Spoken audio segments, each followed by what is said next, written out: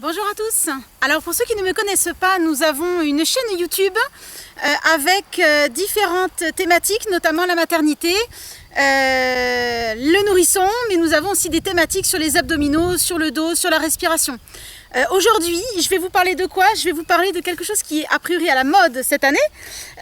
C'est justement la partie, on va dire, soi-disant ventre plat. Enfin, on vous vend ça sur les magazines. Et donc, ça s'appelle le vacuum stomach. Alors on va le prononcer comme ça.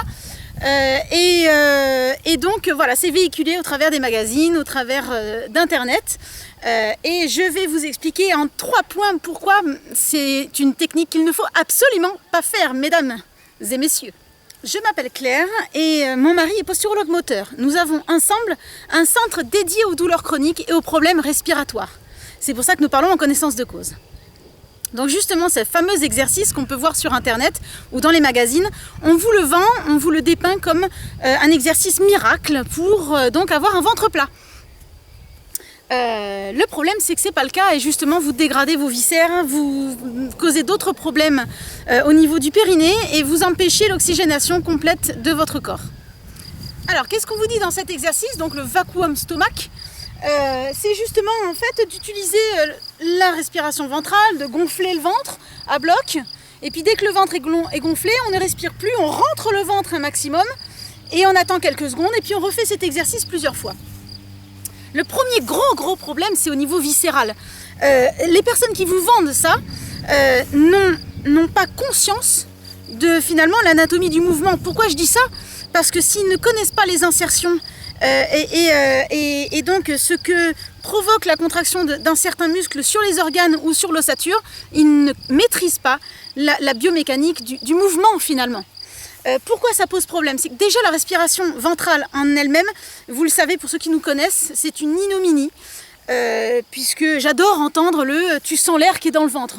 Non, quand tu gonfles le ventre, ce n'est pas l'air qui est dans le ventre, c'est plutôt que tu pousses, c'est tes viscères finalement, et c'est tout le péritoine que tu cherches à passer vers l'avant.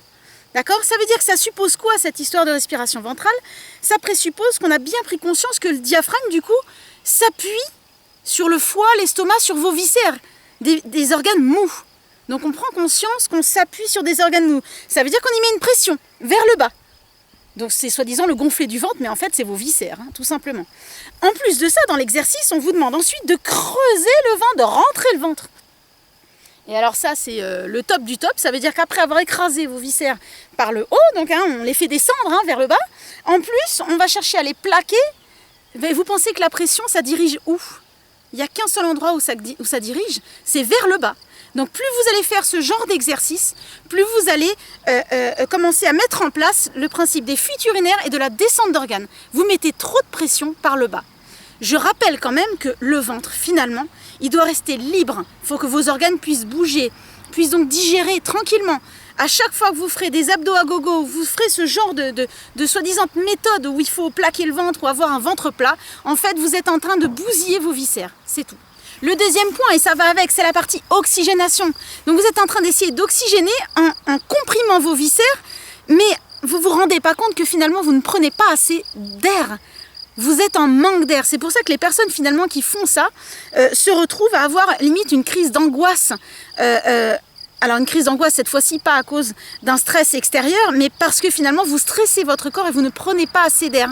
Et malheureusement, ça vous fait encore une fois éviter d'utiliser votre thorax, votre cage thoracique. Elle a été faite pour ça. Je rappelle quand même que vos côtes qui viennent se fermer par l'avant, d'accord ?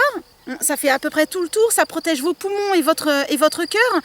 Le but du jeu, c'est de déformer cette cage thoracique. Et c'est ça qui est incroyable dans le corps humain, c'est qu'avec les muscles bien appropriés, les muscles vraiment d'écarteurs de côte, eh bien, on va vraiment chercher le fait d'ouvrir votre thorax, va faire en sorte d'augmenter la quantité d'air. Et en plus de ça, le fait de faire la partie thoracique, l'écartement des côtes, ça fait que le diaphragme va venir finalement s'aplanir et va venir remonter vos organes. Donc finalement, c'est en faisant l'inverse de la fameuse méthode vacuum stomach,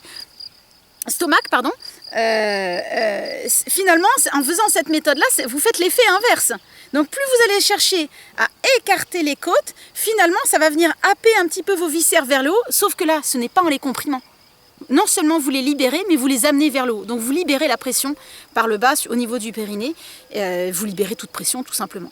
Donc vraiment, je vous incite, non seulement il ne faut pas faire cette méthode, mais en plus, laissez votre ventre tranquille, il faut plutôt chercher à l'étirer, à le laisser tranquille, mais à travailler davantage le thoracique. Sauf que pour travailler le thoracique, et on y reviendra dans d'autres vidéos, les muscles écarteurs de côte, c'est pas ici, c'est là, c'est dans le dos. Et ça, c'est ce qu'on ne vous dit pas. Et enfin, le troisième point pour lequel je détruis cette méthode, c'est que, encore une fois, on cherche à vous vendre un ventre plat. Donc c'est quoi? C'est pour perdre du poids. Je vais vous remettre sur le côté donc une coupe transversale donc, de votre corps au niveau de l'abdomen pour que vous preniez conscience de la taille de vos abdominaux. C'est-à-dire que finalement, ils sont très fins. Ce n'est pas eux qui vont consommer vos réserves de graisse.